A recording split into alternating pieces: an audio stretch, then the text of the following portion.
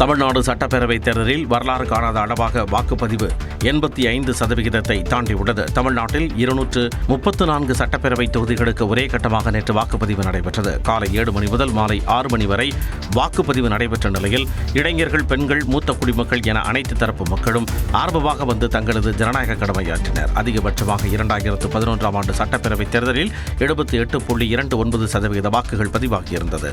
SIR பணிகளுக்கு பிறகு நடைபெற்ற முதல் தேர்தலில் வரலாறு காணாத வகையில் 85.13% வாக்குகள் பதிவாகியுள்ளன. கடந்த சட்டப்பேரவைத் தேர்தலில் காலை 9 மணி நிலவரப்படி 8% வாக்குகளை பதிவாகியிருந்த சூழலில் இம்முறை 17% வரை வாக்குகள் பதிவானது. ஒட்டுமொத்தமாக 5,73,00,000 பேர் வாக்களிக்க தகுதி பெற்றிருந்த நிலையில் 4,88,00,000 பேர் தங்கள் ஜனநாயக கடமையை ஆற்றியுள்ளனர். கடந்த சட்டப்பேரவைத் தேர்தலுடன் ஒப்பிடும்பொழுது சுமார் 30 லட்சம் வாக்குகள் அதிகமாக பதிவாகியுள்ளன. தமிழ்நாடு சட்டப்பேரவைத் தேர்தலில் கரூர் மாவட்டத்தில் அதிகபட்சமாக 91.86% வாக்குகள் பதிவாகியுள்ளன. அதற்கு அடுத்தபடியாக சேலத்தில் 90% வாக்குகளும், தருமபுரி, ஈரோடு, நாமக்கல் ஆகிய மாவட்டங்களில் தலா 89% வாக்குகளும் பதிவாகியுள்ளன. குறைந்தபட்சமாக கன்னியாகுமரி மாவட்டத்தில் 75.46% வாக்குகள் பதிவானதாக தேர்தல் ஆணையம் தெரிவித்துள்ளது. அதற்கு அடுத்தபடியாக சிவகங்கை, ராமநாதபுரம் மாவட்டங்களில் சுமார் 76% வாக்குகளும், நெல்லையில் 77% வாக்குகளும், நீலகிரியில் 78% வாக்குகளும் பதிவாகியுள்ளது. சென்னை மாவட்டத்தை பொறுத்தமட்டில் தவேக தலைவர் விஜய் போட்டியிட்ட பெரம்பூர் தொகுதியில் அதிகபட்சமாக 89.20% வாக்குகள் பதிவாகியுள்ளன. அதற்கு அடுத்தபடியாக ஆர்கே நகர், கொளத்தூர், வில்லிவாக்கம், விருகம்பாக்கம் ஆகிய தொகுதிகளில் அதிக வாக்குகள் பதிவானதாக தேர்தல் ஆணையம் தெரிவித்துள்ளது. குறைந்தபட்சமாக மயிலாப்பூர் தொகுதியில் 74.47% வாக்குகள் பதிவாகியுள்ளன. அதற்கடுத்தபடியாக சைதாப்பேட்டை, திருவிக நகர், ராயபுரம், துரைமுகம் ஆகிய தொகுதிகளில் குறைவான வாக்குகள் பதிவாகியுள்ளன.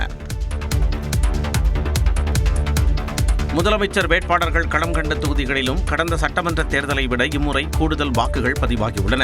முதலமைச்சரும் திமுக தலைவருமான மு.க. ஸ்டாலின் போட்டியிட்ட கொளத்தூர் தொகுதியில் கடந்த முறை 1,73,388 வாக்குகள் பதிவான நிலையில் இந்த முறை 8,987 வாக்குகள் அதிகரித்து மொத்தம் 1,82,375 வாக்குகள் பதிவாகியுள்ளன.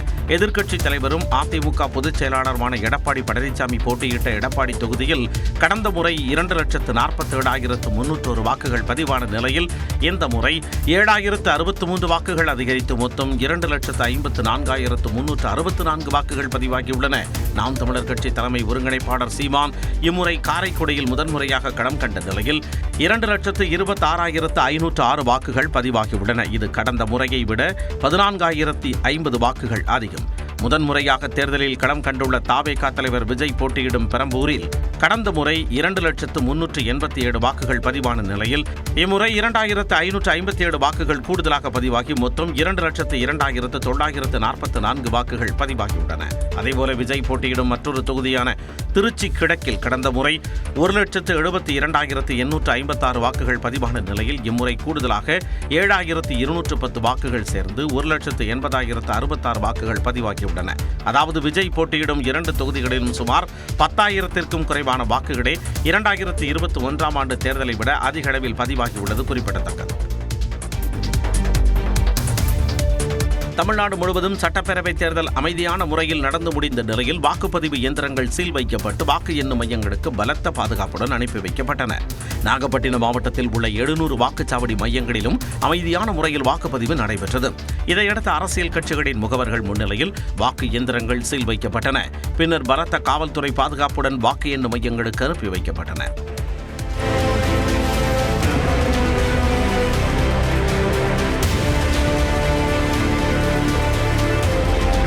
தருமபுரி மாவட்டத்தில் 1,596 வாக்குச்சாவடிகளிலும் வாக்குப்பதிவு முடிந்து பலத்த பாதுகாப்புடன் வாக்கு எண்ணும் மையங்களுக்கு வாக்கு இயந்திரங்கள் அனுப்பி வைக்கப்பட்டன.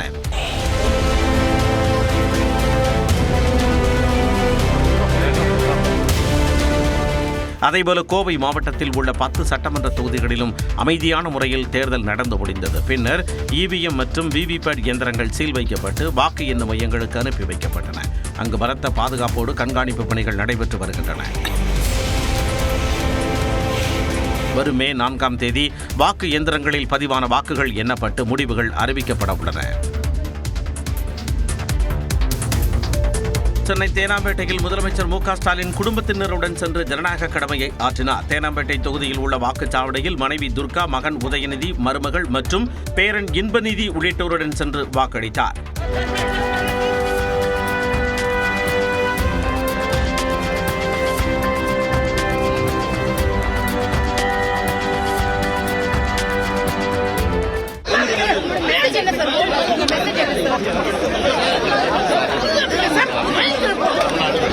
அதேபோல சேலம் எடப்பாடி தொகுதிக்குட்பட்ட சிலுவம்பாளையத்தில் அதிமுக பொதுச் செயலாளர் எடப்பாடி பழனிசாமி தனது மனைவி, மகனுடன் சென்று ஜனநாயக கடமையை ஆற்றினார்.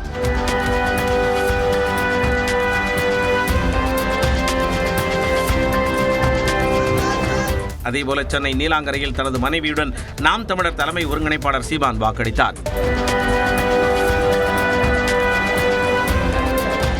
வெளிநாடுகளில் வாழ்கிற நம்ம பிள்ளைகள், நம்ம சொந்தங்களுக்கு சிலர் ஆர்வமாக வர்றாங்க, சிலர் வர முடியாமல் போயிடுது. அவங்களுக்கு பயணம் உள்நுழைவு அனுமதி கிடைக்கிறதில்ல. அந்த மாதிரி இதில் நமக்கு எப்படி அஞ்சல் வாக்கு செலுத்த வைக்கிறாங்களோ நம்ம காவலர்களுக்கு, இங்கே தேர்தல் அதிகாரிகளுக்கு, அது மாதிரி வாய்ப்பை ஏற்படுத்தி கொடுக்கணுங்கிறது நம்மளுடைய இது. சென்னை சோழிங்கநல்லூர் தொகுதிக்குட்பட்ட நீலாங்கரையில் தாவேகா தலைவர் விஜய் வாக்களித்தார்.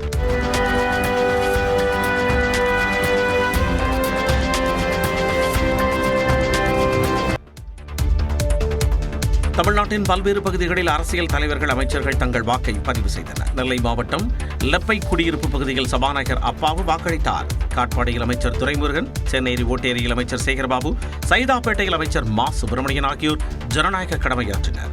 ஸ்ரீபெரும்புதூர் தொகுதிக்குட்பட்ட மணிமங்கலத்தில் தமிழ்நாடு காங்கிரஸ் கமிட்டி தலைவர் செல்வ பிறந்தகை தனது குடும்பத்தினருடன் சென்று வாக்களித்தார்.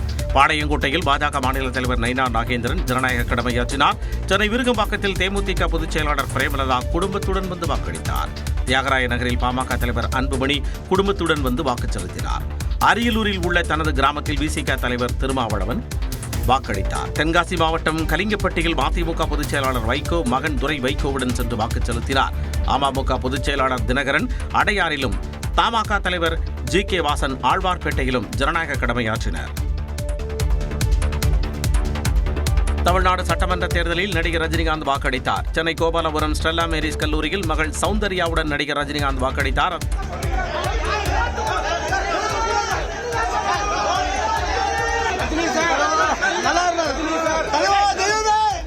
ஓட்டுரிமை இருக்கிற எல்லாரும் கண்டிப்பா ஓட்டு போடணும். அதேபோல சென்னை ஆழ்வார்பேட்டையில் தனது மகள் ஸ்ருதியுடன் சென்று நடிகரும் மக்கள் நீதி மய்ய தலைவருமான கமல்ஹாசன் வாக்கு செலுத்தினார். சென்னை திருவான்மையூரில் உள்ள வாக்குச்சாவடிக்கு முதல் ஆளாய் சென்று நடிகர் அஜித் தனது ஜனநாயக கடமையை ஆற்றினார்.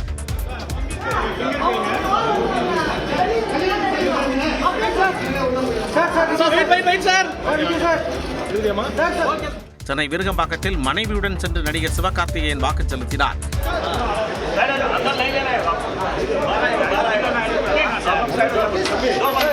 இதேபோல சென்னையில் உள்ள திரைப்பிரபலங்கள் பலரும் தங்களது ஜனநாயக கடமையை நிறைவேற்றினர். சென்னையில் நடிகர்கள், நடிகைகள் உள்ளிட்ட திரைப்பிரபலங்கள் ஜனநாயக கடமையாற்ற ஆர்வம் காட்டினர். அந்த வகையில் தியாகராய நகரில் இசையமைப்பாளர் இளையராஜா வாக்களித்தார். அண்ணா நகரில் நடிகர் விஷால் சைக்கிளில் வந்து வாக்களித்தார். மயிலாப்பூரில் இயக்குனர் மிஷ்கின் ஜனநாயக கடமையாற்றினார். நடிகர் வடிவேலு விருகம்பாக்கத்தில் உள்ள வாக்குச்சாவடி மையத்தில் வாக்கு செலுத்தினார். இந்த முறை எப்போதும் இல்லாத வாக்களிச்சது மாதிரி ஒரு தகவல் வருது. இது எப்படி பார்க்க நல்ல விஷயமா எடுத்துக்குவோம். ஏன் இப்போ எங்கள் பேர் நாங்க ராமசாமி, அவர் செத்துட்டாராக்க இல்லையே, நான் தாங்க அப்படிலாம் போச்சு இல்லை. அதனால் எல்லாம் ஒரு இந்த வாட்டியாச்சும் நல்லபடியாக போட்டு வரும்னு எல்லா மக்களும் போட்டு போகிறாங்க. அவங்களுக்கு தாழ்மையான வணக்கங்கள். இதேபோல சென்னை ஆழ்வார்பேட்டையில் தனுஷ், சென்னை தியாகராய நகரில் சிலம்பரசன் ஆகியோர் வாக்களித்தனர். ஊடகங்களுக்கு பேட்டியளித்த சிம்பு அரசியலுக்கு வருவீர்களா என்ற கேள்விக்கு பதிலளித்தார். ஏமா, நான் நல்லா ஜாலியா இருக்கிறது உனக்கு பிடிக்கல. இப்பதான் என் பிரச்சனைகள்லாம் தீர்ந்து, இப்பதான் பிரச்சனையெல்லாம் தீர்ந்து நல்லா நடிக்கலான்ற ஒரு மூட்ல இருக்க. நீ அதை கெடுத்து விட்டுருவ போல் இருக்கு. சென்னை ஆழ்வார்பேட்டையில் நடிகை த்ரிஷா ஜனநாயக கடமையாற்றினார். நீலாங்கரையில் கீர்த்தி சுரேஷ், ஐஸ்வர்யா ராஜேஷ், எடும்பூரில் நிக்கி கல்ராணி ஆகியோர் வாக்களித்தனர்.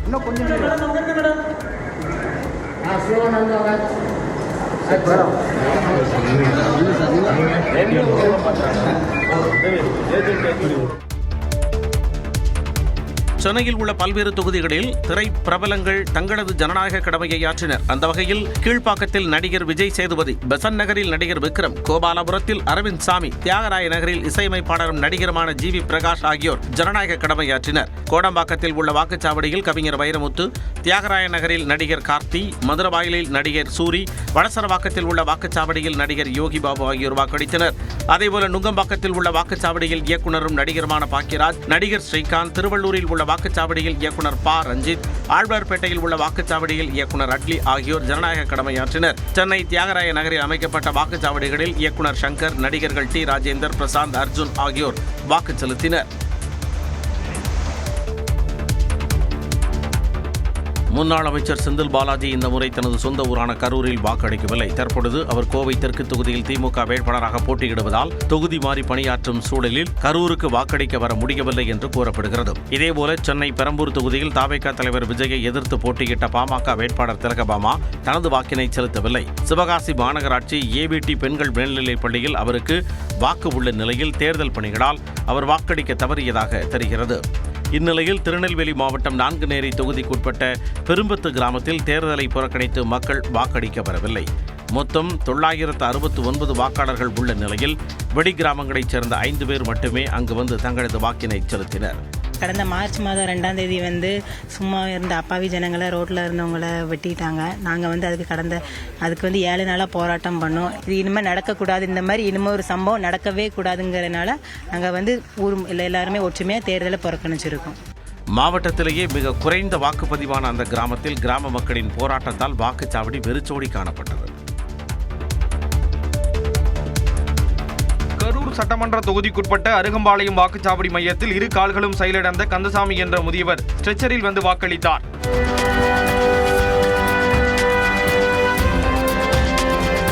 மயிலாடுதுறை மாவட்டத்தில் சீர்காழி, பூம்புகார் உள்ளிட்ட சட்டமன்ற தொகுதிகளில் மூத்த குடிமக்கள், மாற்றுத்திறனாளிகள் ஜனநாயக கடமையாற்றினர்.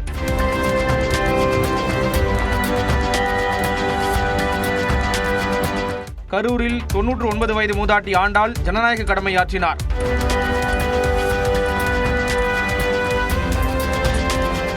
விருதுநகர் மாவட்டம் அருப்புக்கோட்டை தொகுதியில் மாற்றுத்திறனாளிகள் ஆர்வத்துடன் வாக்களித்தனர். விழுப்புரம் மாவட்டம் செஞ்சியில் மூத்த குடிமக்கள் ஆர்வமுடன் வாக்களித்து ஜனநாயக கடமையை ஆற்றினர்.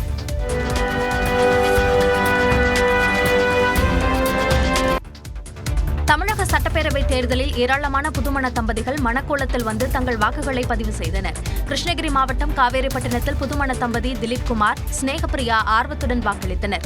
நெல்லை மாவட்டம் பாளையங்கோட்டையைச் சேர்ந்த வெங்கடகிருஷ்ணன், அபிராமி தம்பதியும் மணக்கோலத்தில் வந்து ஜனநாயக கடமையை நிறைவேற்றினர். திருவள்ளூர் மாவட்டம் மதுரவாயல் சட்டமன்ற தொகுதியில் சங்கரராஜ் பிரியதர்ஷினி, திருவண்ணாமலை வேங்கிக்கால் அரவிந்தன் ஆர்த்தி தம்பதியும் வரிசையில் நின்று ஜனநாயக கடமையை நிறைவேற்றினர். ஆக்சுவலி எங்களுடைய முகூர்த்த டைம் மார்னிங் 7:30 to 9 இருந்தது. அப்புறமா நாங்கள் டேட் ஃபிக்ஸ் பண்ணதுக்கப்புறம் எங்களுக்கு 23 அன்றைக்கி தான் எலெக்ஷன் டேட் சொன்னதால் அதுக்காக கொஞ்சம் சேஞ்சஸ்லாம் பண்ணோம். மார்னிங் இட் செல்ஃப் 4:30 to 6 முகூர்த்த டேட் சேஞ்ச் பண்ணி ஸோ தட் எங்களுடைய ரிலேஷன்ஸு ஃப்ரெண்ட்ஸ் அண்ட் ஃபேமிலிஸ் எல்லோரும் போய் ஓட் பண்ணுறதுக்காக முன்னாடியே மேரேஜை முடிச்சுட்டு எல்லாருக்கும் ஓட் பண்ணணுன்றதுக்காகவே நாங்கள் டைமிங்கை முன்னாடியே பண்ணிவிட்டு நான் ஓட் பண்ண வந்திருக்கேன்.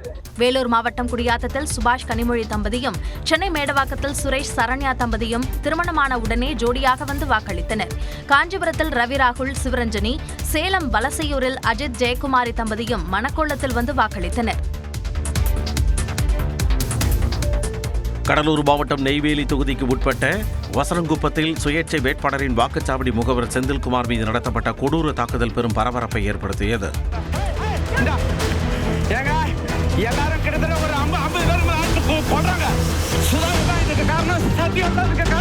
வாக்காளர்களை அடைத்து வருவது தொடர்பாக தமிழக வாழ்வுரிமை கட்சி நிர்வாகிகளுடன் ஏற்பட்ட மோதலில் செந்தில்குமார் சரமாரியாக வெட்டப்பட்டார். படுகாயமடைந்தவர் கடலூர் அரசு மருத்துவமனையில் அனுமதிக்கப்பட்டுள்ளார்.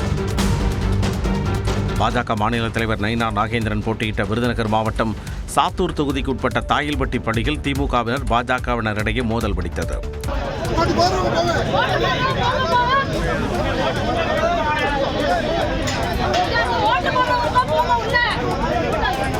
அங்கு வாக்குப்பதிவின் போது திமுகவினர் கும்பலாக உள்ளே நுழைந்ததால் அதிமுக மற்றும் பாஜக முகவர்கள் கடும் வாக்குவாதத்தில் ஈடுபட்டனர். காவல்துறையினர் அவர்களை வெளியேற்றிய போதும் வளாகத்திற்கு வெளியே இருதரப்பினர் கைகலப்பில் ஈடுபட்டனர். இதனிடையே தென்காசி மாவட்டம் கடையநல்லூர் அருகே ஆய்க்குடி வாக்குச்சாவடியில் வாக்குப்பதிவு முடிந்த பின் கூடுதலாக ஒரு வாக்கு பதிவானதாக கூறி திமுக அதிமுக இடையே கடும் மோதல் ஏற்பட்டது. 632 வாக்குகள் பதிவான நிலையில் முகவர் ஒருவர் வாக்களித்ததால் எண்ணிக்கை 633ஆக உயர்ந்தது. தேர்தல் அதிகாரிகள் சமரச பேச்சுவார்த்தை நடத்தி படிவம் 17இல் உள்ள வாக்குகளை கணக்கில் எடுத்துக் கொள்ளப்படும் என எழுத்துப்பூர்வமாக உறுதியளித்ததை அடுத்து இரு தரப்பினரும் கரைந்து சென்றனர். திண்டுக்கல் அதிமுக வேட்பாளர் திண்டுக்கல் சீனிவாசன் வாக்களிக்க வேண்டிய பொத்தானை அழுத்துவதற்கு பதிலாக அருகில் இருந்த சிக்னல் லைட்டை அழுத்தியதால் சலசலப்பு ஏற்பட்டது. திண்டுக்கல் சட்டமன்ற தொகுதியில் அதிமுக சார்பில் போட்டியிடும் திண்டுக்கல் சீனிவாசன் MBM அரசினர் மகளிர் கலைக் கல்லூரியில் உள்ள 156வது வாக்குச்சாவடிக்கு வாக்களிக்க சென்றார். அப்பொழுது அவர் வாக்கு எந்திரத்தில் உள்ள பொத்தானை அழுத்துவதற்கு பதிலாக அருகில் ஓட்டு போட்டால் சிகப்பு கலரில் எரியும் சிக்னல் லைட்டை அழுத்தியதாக கூறப்படுகிறது.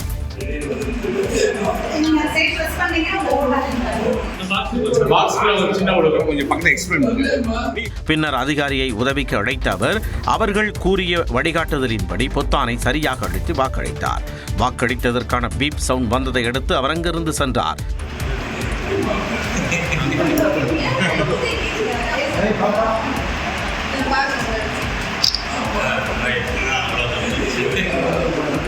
இந்நிலையில் கடலூர் மாவட்டம் பன்ருட்டி தொகுதிக்கு உட்பட்ட நெல்லிக்குப்பத்தில் வாக்களிக்க வந்த நபர் ஒருவர் விசில் சின்னத்தின் பொத்தானை அழுத்தியபடி நின்றதால் மற்ற பொத்தான்களில் ஓட்டு போட இயலவில்லை.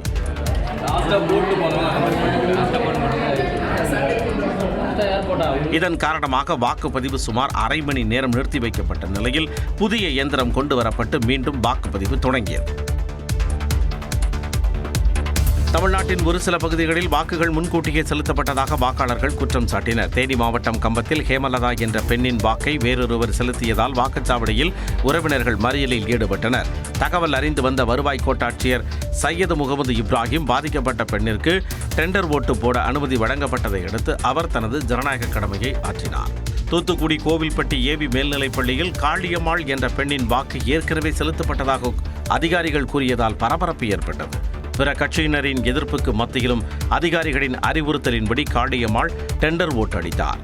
தஞ்சாவூர் கும்பகோணத்தில் தாவேகா உறுப்பினர் அங்கிட் என்பவரின் ஓட்டை வேறொருவர் செலுத்தியதால் பரபரப்பு ஏற்பட்டது.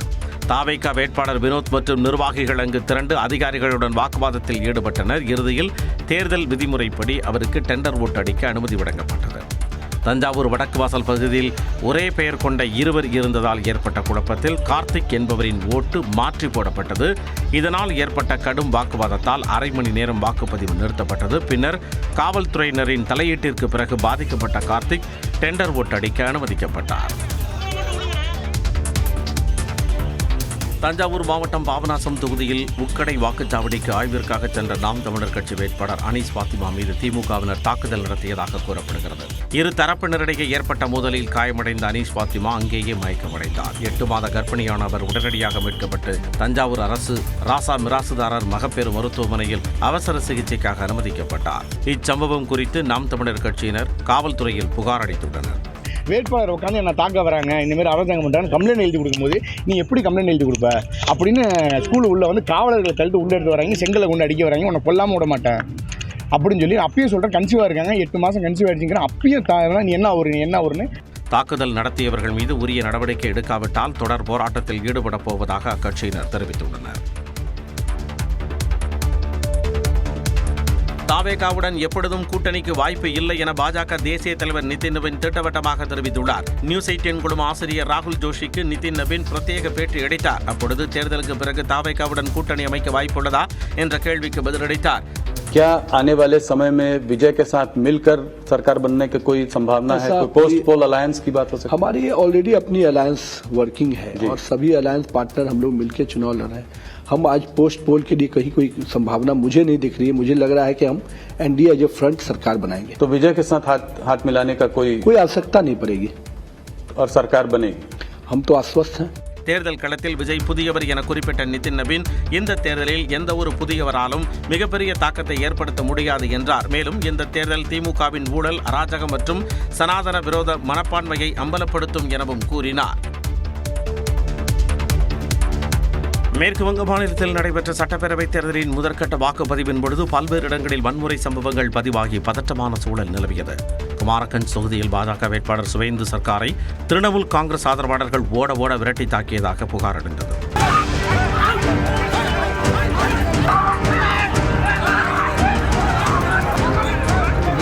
முர்ஷிதாபாத்தில் தேர்தலுக்கு முந்தைய நாள் பெட்ரோல் குண்டு வீசப்பட்டது தொடர்பான விவகாரத்தில் ஆளும் திரிணாமுல் காங்கிரஸ் கட்சியினரும் ஆம் ஜனதா உநாயன் கட்சியினரும் கட்டைகளை கொண்டு ஒருவரை ஒருவர் தாக்கிக் கொண்டதால் அந்த இடமே கலவர பூமியானது.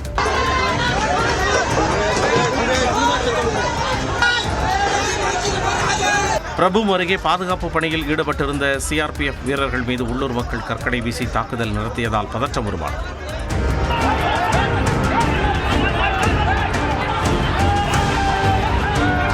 பெர்காம்பூர் தொகுதி காங்கிரஸ் வாக்குச்சாவடி முகவரை திரிணாமுல் காங்கிரசார் தாக்கியதாக புகார் எழுந்தது.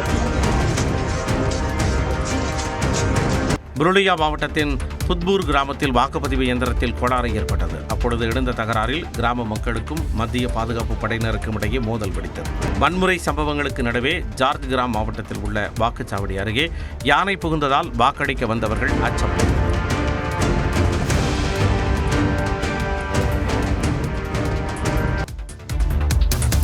மேற்கு வங்க மாநிலத்தில் 152 தொகுதிகளுக்கு நடைபெற்ற முதற்கட்ட வாக்குப்பதிவில் 92% அதிகமான வாக்குகள் பதிவானதாக தேர்தல் ஆணையம் தெரிவித்துள்ளது. 294 சட்டசபை தொகுதிகளை கொண்ட மேற்கு வங்க மாநிலத்தில் 2 கட்டங்களாக தேர்தல் நடைபெறுகிறது. இந்த தேர்தலில் ஆளும் திரிணாமுல் காங்கிரஸ் மற்றும் பாஜக இடையே கடும் போட்டி நிலவுகிறது. முதல்வர் மம்தா பானர்ஜி தலைமையிலான திரிணாமுல் காங்கிரஸ் தொடர்ந்து 4வது முறையாக ஆட்சிக்கு வர முனைப்பு காட்டும் நிலையில் அக்கட்சியிடம் இருந்து ஆட்சியை கைப்பற்ற பாஜக களமிறங்கியுள்ளது. காங்கிரஸ் இடதுசாரி கூட்டணிகளும் களத்தில் உள்ளன. இந்நிலையில் 16 மாவட்டங்களில் உள்ள 152 தொகுதிகளுக்கு நடைபெற்ற முதற்கட்ட வாக்குப்பதிவில் 92%க்கும் அதிகமான வாக்குகள் பதிவாகியுள்ளதாக தேர்தல் ஆணையம் தெரிவித்துள்ளது. நாடு சுதந்திரம் அடைந்தது முதல் இதுவரை இல்லாத வகையில் அதிக அளவில் வாக்குகள் பதிவானதாக தேர்தல் ஆணையம் தெரிவித்துள்ளது. இதற்கு முன்பாக 2011ஆம் ஆண்டில் 84.72% பதிவானதே அதிகபட்ச வாக்குப்பதிவாக இருந்தது. பெரும்பாலும் அமைதியான சூழல் நிலவிய போதிலும் முர்ஷிதாபாத், அசன்சோல் மற்றும் பீர்பூம் உள்ளிட்ட பகுதிகளில் மோதல்கள் நடைபெற்றன. மேற்கு வங்கத்தில் 2ஆம் கட்டமாக 142 தொகுதிகளுக்கு வரும் 29ஆம் தேதி வாக்குப்பதிவு நடைபெறுகிறது. மேற்கு வங்க அரசு இரக்கமற்றதாக திகழ்வதாக குற்றம் சாட்டிய பிரதமர் மோடி திரிணாமுல் காங்கிரஸ் அரசை தூக்கி எறிய இதுவே சரியான தருணம் என தெரிவித்தார். 294 தொகுதிகளை கொண்ட மேற்கு வங்க சட்டப்பேரவைக்கு முதற்கட்ட தேர்தல் நிறைவு பெற்ற நிலையில் வரும் 21ஆம் தேதி 2வது மற்றும் கடைசி கட்ட தேர்தல் நடைபெறவுள்ளது.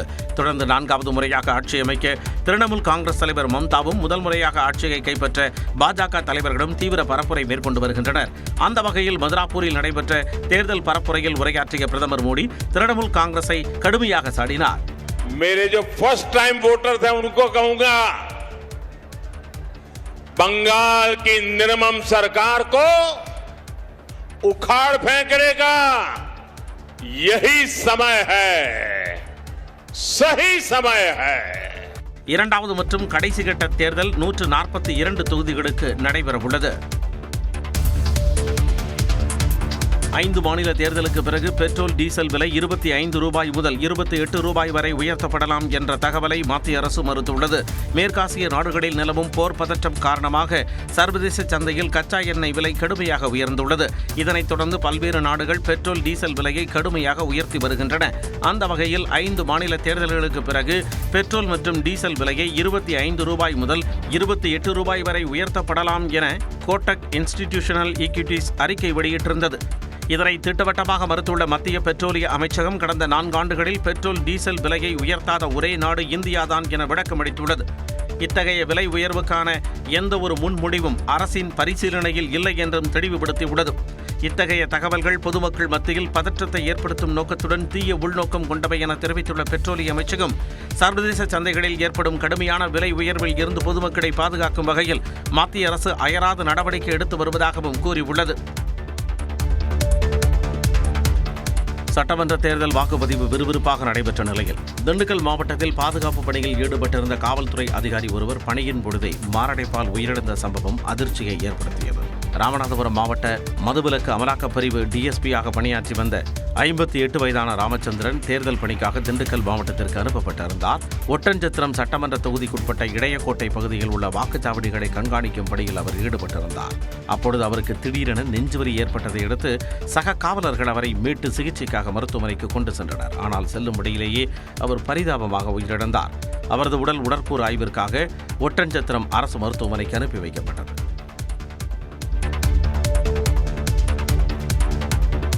ஐபிஎல் தொடரில் சஞ்சு சாம்சனின் அதிரடி சதத்தால் மும்பை அணியை 103 ரன்கள் வித்தியாசத்தில் வீழ்த்தி சென்னை அணி அபார வெற்றி பெற்றது. ஐபிஎல் தொடரின் 33வது லீக் ஆட்டத்தில் 5 முறை சாம்பியன்களான மும்பை சென்னை அணிகள் பலப்பரீட்சை நடத்தின. வான்கடே மைதானத்தில் நடைபெற்ற இந்த போட்டியில் டாஸ் வென்ற மும்பை அணி முதலில் பந்து வீச்சை தேர்வு செய்தது. சென்னை அணியின் தொடக்க வீரர்களான சஞ்சு சாம்சன், ரித்துராஜ் கெய்க்வாட் அதிரடி ஆட்டத்தை வெளிப்படுத்தினர். ரித்துராஜ் கெய்க்வாட் 22 ரன்களில் வெளியேறினார். பின்னர் களம் புகுந்த வீரர்கள் சீரான இடைவெளியில் விக்கெட்டை பறிகொடுத்தனர். மறுமுனையில் சிறப்பான ஆட்டத்தை வெளிப்படுத்திய சஞ்சு சாம்சன் இந்த சீசனில் தனது 2வது சதத்தை பதிவு செய்தார். சென்னை அணி நிர்ணயிக்கப்பட்ட 20 ஓவர்களில் 6 விக்கெட்டுகள் இழப்பிற்கு 207 ரன்கள் எடுத்தது. சஞ்சு சாம்சன் 101 ரன்களுடனும் அக்கீல் ஹுசைன் 2 ரன்களுடனும் களத்தில் இருந்தனர். 208 ரன்கள் என்ற கடினமான இலக்கை நோக்கி ஆடிய மும்பை அணி பவர் பிளே முடிவில் 29 ரன்களுக்கு 3 விக்கெட்டுகளை இழந்து தவித்தது. இதையடுத்து திலக் வர்மா, சூரியகுமார் யாதவ் ஜோடி அணியை சரிவிலிருந்து மீட்க போராடிய போதும் சென்னையின் சுழற்பந்து வீச்சாளர் அக்கீல் ஹுசைன் தனது அசத்தல் பந்து வீச்சால் 4 விக்கெட்டுகளை கைப்பற்றி மும்பையின் வெற்றி கனவை தகர்த்தார். இறுதியில் மும்பை அணி 19 ஓவர்களில் 104 ரன்களுக்கு அனைத்து விக்கெட்டுகளையும் இழந்து படுதோல்வியை சந்தித்தது. இந்த வெற்றியின் மூலம் சென்னை அணி புள்ளிப்பட்டியலில் 5வது இடத்திற்கு முன்னேறியுள்ளது. ஆட்ட நாயகனாக சஞ்சு சாம்சன் தேர்வு செய்யப்பட்டார். கிழக்காப்பிரிக்க நாடான சோமாலியாவில் வரலாறு காணாத மழை பெய்ததால் பொதுமக்களின் இயல்பு வாழ்க்கை கடுமையாக பாதிக்கப்பட்டது. சோமாலியா தலைநகரும் கடலோர நகருமான மொகதீஷுவில் இடைவிடாது கனமழை கொட்டியது.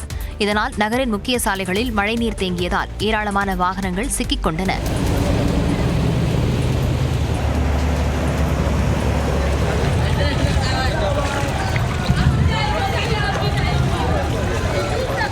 முறையான வடிகால் வசதி இல்லாததால் நகரின் முக்கிய பகுதிகளில் வெள்ளம் தேங்கியதாக பொதுமக்கள் குற்றம் சாட்டினர். தெற்கு சோமாலியாவில் வரும் நாட்களில் சராசரியை விட அதிக மழை பெய்யும் என வானிலை மையம் எச்சரித்திருக்கும் நிலையில் வெள்ள அபாயம் உள்ள பகுதிகளில் வசிக்கும் மக்கள் பாதுகாப்பாக இருக்குமாறு அறிவுறுத்தப்பட்டுள்ளனர்.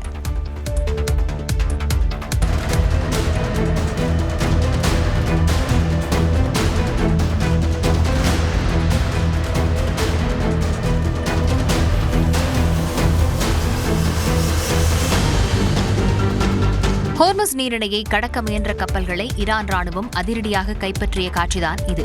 ஹோர்முஸ் நீரிணை தங்கள் கட்டுப்பாட்டில் இருப்பதாகவும் ஈரானுக்கு கடற்படையே இல்லை எனவும் ட்ரம்ப் குறிப்பிட்டிருந்தார்.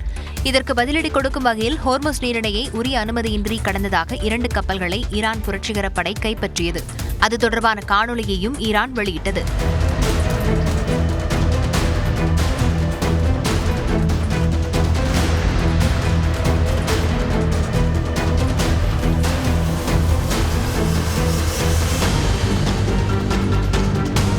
அதில் MSC பிரான்சிஸ்கா என்ற கப்பல் இஸ்ரேலுடன் தொடர்புடையது என்றும் ஈரான் தெரிவித்துள்ளது. ஹோர்முஸ் நீரிணையை கடப்பதற்கு கட்டணம் வசூலிக்கப்படுவதாகவும் முதல் வருவாய் ஈரான் மத்திய வங்கிக் கணக்கில் செலுத்தப்பட்டதாகவும் அந்நாட்டின் துணை சபாநாயகர் ஹமீத் ரசா ஹாஜி பபாய் தெரிவித்துள்ளார். ஹோர்முஸ் நீரிணையை தங்கள் முழு கட்டுப்பாட்டிற்குள் கொண்டு வந்திருப்பதாகவும் அமெரிக்க கடற்படையின் அனுமதியின்றி எந்தவொரு கப்பலும் வெளியேற முடியாது என்றும் அமெரிக்க அதிபர் டொனால்ட் ட்ரம்ப் தெரிவித்துள்ளார். அமெரிக்கா ஈரான் இடையே போர் நிறுத்தம் நீட்டிக்கப்பட்ட நிலையில் 2வது சுற்று பேச்சு எப்பொழுது நடைபெறும் என்ற சந்தேகம் நீடித்து வருகிறது. இந்நிலையில் தனது சமூக வலைதள பக்கத்தில் பதிவிட்டுள்ள அமெரிக்க அதிபர் டொனால்ட் ட்ரம்ப் ஈரானில் யார் தலைவர் என்பதை முடிவு செய்ய முடியாத நிலை இருப்பதாகவும் கடுமையான மோதல் நீடிப்பதாகவும் தெரிவித்துள்ளார். தற்போது ஹோர்முஸ் நீரிணையை தாங்கள் முழு கட்டுப்பாட்டிற்கு கொண்டு வந்திருப்பதாக அமெரிக்க கடற்படையின் அனுமதியின்றி எந்த ஒரு கப்பலும் ஹோர்முஸ் நீரிணையை கடந்து செல்ல முடியாது என்றும் அவர் தெரிவித்துள்ளார். தங்களுடன் ஒப்பந்தத்தை ஈரான் மேற்கொள்ளும் வரை நெருக்கடி தொடரும் என்றும் அவர் திட்டவட்டமாக தெரிவித்துள்ளார். இதனிடையே இந்திய பெருங்கடலில் சென்ற ஈரானுடன் தொடர்புடைய கப்பலை சிறைபிடித்துள்ளதாக அமெரிக்கா தெரிவித்துள்ளது. ஈரானில் இருந்து பெட்ரோலியத்தை கொண்டு சென்ற கப்பலை பிடித்துள்ளதாகவும் இதற்காக இரவு முழுவதும் அதிரடி நடவடிக்கை மேற்கொண்டதாகவும் குறிப்பிட்டுள்ளது.